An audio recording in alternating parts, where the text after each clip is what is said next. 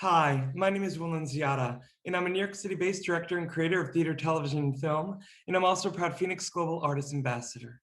Today, I am thrilled to be speaking with a FENIX Global Ambassador himself, a man who has been a leader in the international cultural sector for over 30 years. His name, Doug Evans. For more on Doug, you can read more about him right below this video, but in the meantime, here is my amazing interview with Doug Evans. Well, hello, Doug. How are you? Good morning. I'm great. How are you today? I'm doing great. Doug, I am so excited to be speaking with you, my friend, for multiple reasons, because we are going to be talking about a multitude of topics. First and foremost, you have been a leader in the international cultural sector for over 3 decades, but on top of that, in regards to FENIX, you, as one of their first global ambassadors, have been so instrumental in bringing new sectors to the FENIX platform. And I really want to hit on that. But first, I want to start with you, my friend. I want to know, Doug, I mean, you've had such an amazing career and continue to. I want to know when you knew that you were going to be a part of the arts. I would say probably long before a lot of people were born. It was the 1980s, actually, and I was a voice major, piano minor at Indiana University, a classically trained opera singer, quite honestly. And at my senior recital, where you have to do this, of course, you've gone to these universities and conservatories, I kind of said, I can't do this. I'm not good. I'm not bad. I'm right in between. And at that moment, I said, what can I do to be involved in the arts? And it like an epiphany. I got involved, said, let me do the behind the scenes to get the art, the talent like you on stage and make that happen. And that passion kind of like erupted in me in the late 1980s. And ever since then, it's been a wild ride, a lot of fun and ups and downs and in between. But that's my passion. My passion is making projects work and putting people to work. And so I'd say the late 1980s, basically. Well, Doug, you've been a success at it, my friend. You have produced and presented over 100 Broadway musical and plays, not only throughout the country, but around the world. And I want to know, are there any special experiences that you've had throughout the past 30 years that really stick out for you? Three in particular, quite frankly. In the early 1990s, I presented Kathy Rigby in Peter Pan. And at that time, Kathy, who's a good friend of mine, her husband, Tom McCoy, she still to this day is an amazing actress, but also runs an arts academy. The kids were all little then, and she was visiting me in Hartford, Connecticut, doing Peter Pan, the musical. And she said, it's Easter weekend, Doug. I want to hide eggs for my kids. And what can we do for making the Easter bunny thing? So I went home and I colored 3 dozen eggs, and Kathy and I hid them all over the theater. So that's where you will, as you know, you tie the human experience to friends and not just the content, not just the business, not just the product. So for me, that was amazing. August 23rd, 1995, also to be exact, was the night that I opened Phantom of the Opera on a national tour in my building. August 23rd to be exact, because I had raised with my team $21 million to make this happen. And I kind of sat there and said, oh my God, we did it. We made it happen. And, that's a monstrous production, 17 to 18 trucks to make that thing come together. And I thought, this is so rewarding. And then finally, I produced what now I think is the second most expensive off-Broadway musical called Frankenstein, the musical. 13 actors, 6 musicians in an off-Broadway theater. Now, how crazy is that? And it was Hunter Foster, Christiane Knoll, who I know is a singer, Christiane, Steve Blanchard, Mandy Bruno. I mean, the list goes on. This was an all-star Broadway cast. And to see that come to life with these people was amazing to me. The first-class recording that we did with it. So you talk about 3 amazing career moments in my life. And then the personal moment was the day I got married. So, you can't just do business and not have life. And so those things have come to me as well. So I get to think about those things with you, which I love, by the way. I love that. I love that, Doug. And, even back to the Frankenstein moment, again, you are a man about thinking not only outside the box, but thinking about what's possible. You don't restrict or constrict yourself. And you can see that through all of your work that you've done, all of the work that you've done. And on top of that, Doug, it's that same mentality that you've done within the cultural sector, both nationally and internationally, that you are now bringing to FENIX. And, I love that when we have talked privately, about FENIX and its prospects and this amazing platform of what it's already doing within both the creative and cultural economic sector. I want you to talk about why you think that this is the future, this is part of the future of what social media platforms can and will be. Well, you and I've never talked about this, but my mantra in life is how hard can it be, right, to get these things done? And because the team behind FENIX has worked so hard for a decade to make this come together, and you and I are kind of like late to the party, well, we're at a good point in the party.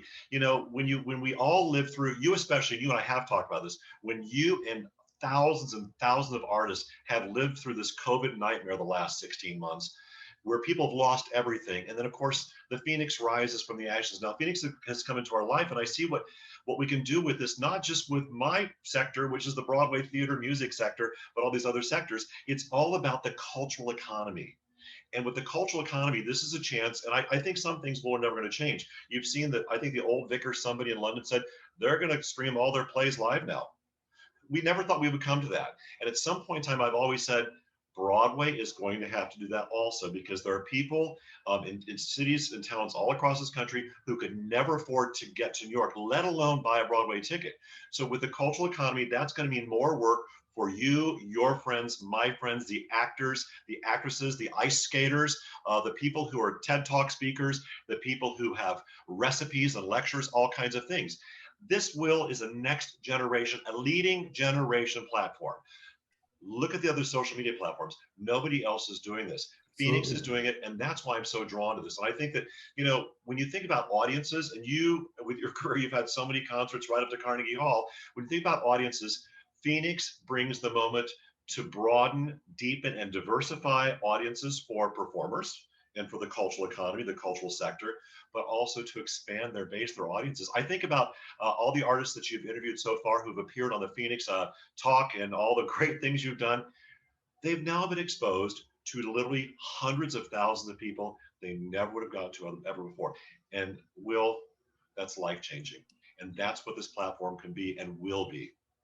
Absolutely. And I want to really dive in a little bit more. And I love the way that you say it, Doug, that FENIX is both an additive and alternative platform when it comes to deepening and diversifying not only streams of income for the artists, but the fans and followers. And I think that's such a clear, clean, concise way of describing the underbelly of this sucker, that it's going to be putting not only more money in artists' pockets, but it's going to be connecting artists with fans and artists with other artists in terms of future collaborations in more ways than any platform has even tried to do. When you brought that up, I think about the collaboration you and I have talked about between you and Serge Strasberg. That never would have happened before FENIX if this introduction had not been made there, correct? Absolutely. And Doug, that's a great point.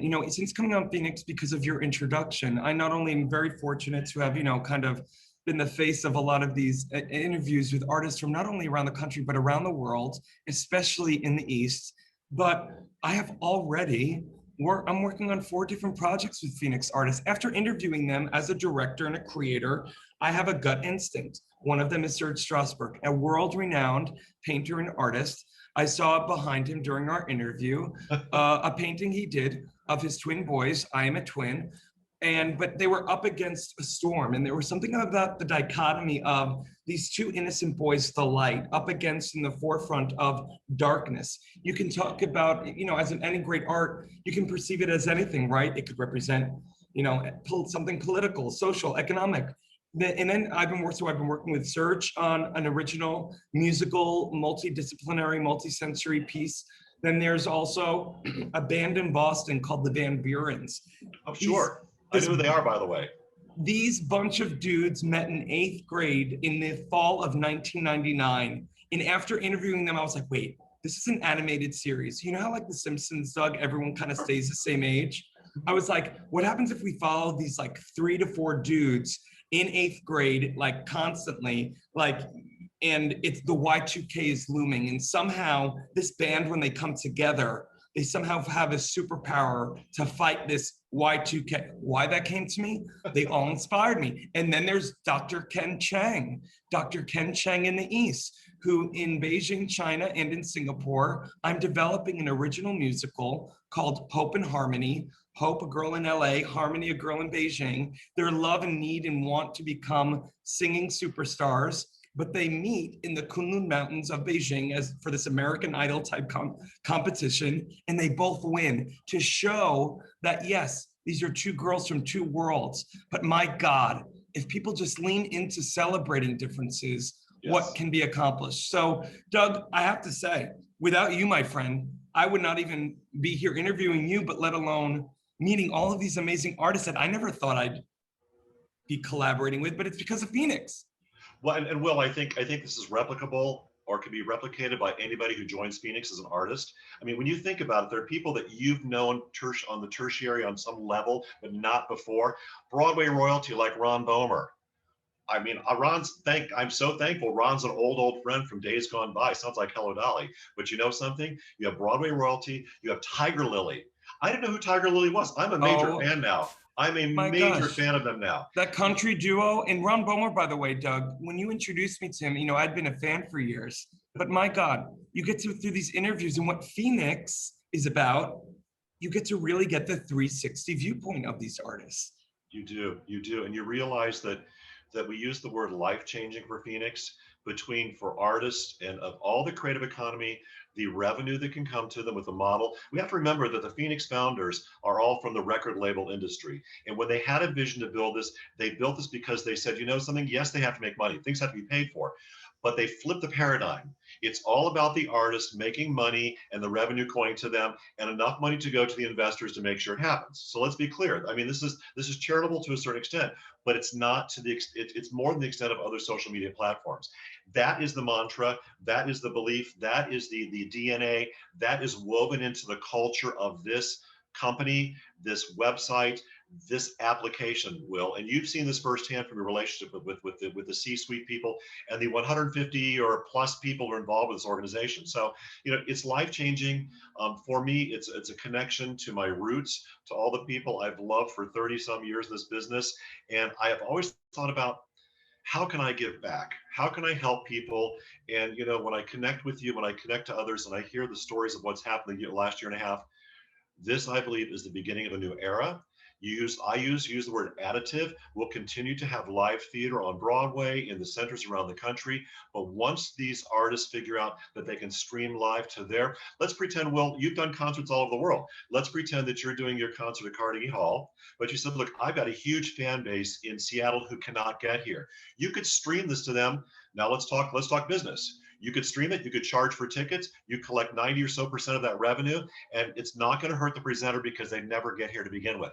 Think creative, think out of the box. I know you are, my friend. You're amazing. And, you know, I just want people to sign up to, you know, FENIX 360, coming full round, as you'd say, FENIX360.net.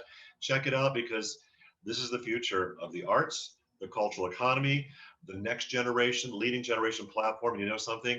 Will, my friend, not that you need this, it's a chance to broaden, deepen, diversify, and grow your audiences. That's what we're all about. And if I can affect one person's life with this project, I will have done what I need to do to feel like I'm a fulfilled person, quite honestly. Well, and Doug, that's exciting. You're looking at him. You didn't know when you contacted me in January that I had lost not only my income for a year, which is, you know, a lot of artists have, but I was in debt for the first time in my life, in debt. And, you know, I don't want to throw that around because I'm so grateful to, you know, to have family and my husband and, you know, a great support system. But I thought Doug didn't know what I was going through. No but idea. It was me taking the leap with this new platform and just going for it. Because at that point, Doug, I really didn't have anything to lose.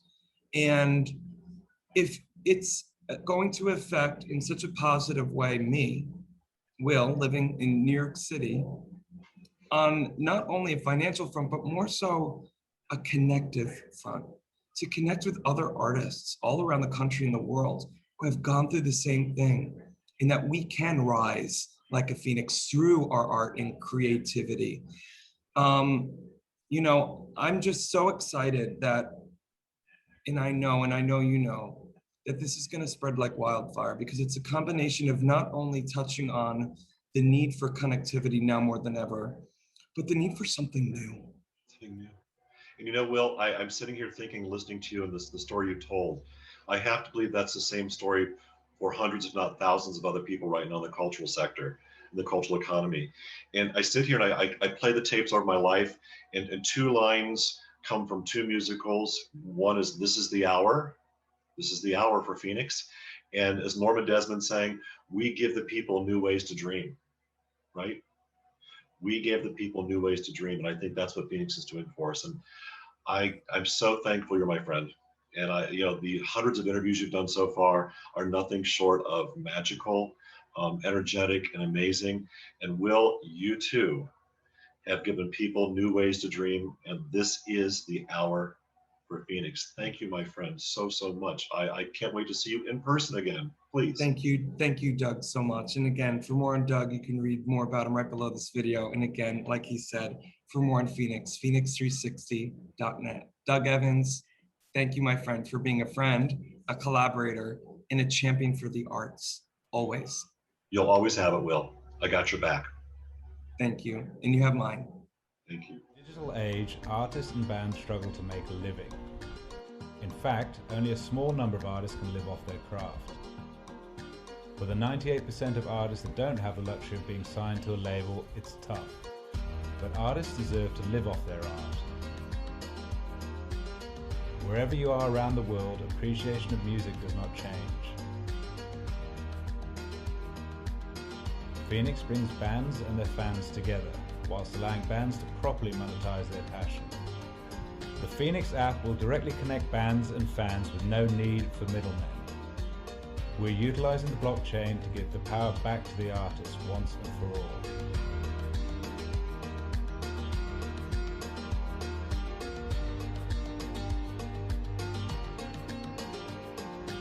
Join Phoenix, join the change.